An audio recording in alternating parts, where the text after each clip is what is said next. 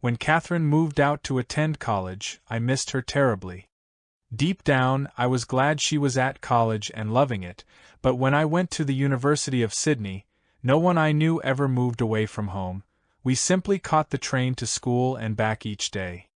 As much as I wished that Catherine could have done the same, I couldn't expect her college experience to be the same as mine. I was adjusting, but there were times when I found myself looking back, longing for what was, and mourning what would never be again. I knew the juncture in life we were facing. I knew it was quite possible she'd never live at home again, at least not full-time. I saw how we were at the end of one era and the beginning of a new one.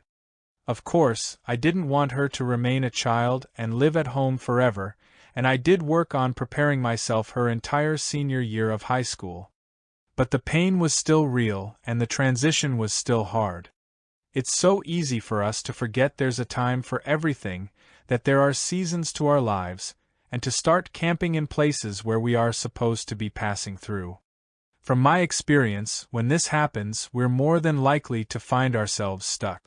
Perhaps that's where you find yourself today, living in a state of mind instead of having passed through a season.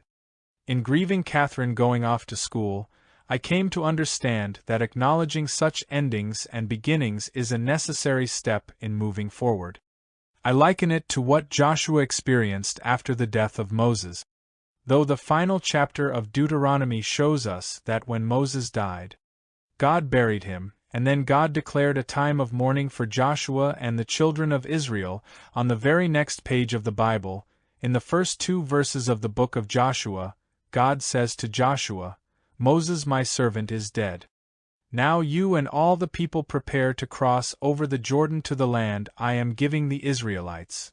I can't help but ask, why did God state the obvious to Joshua? Doesn't Joshua know Moses is dead?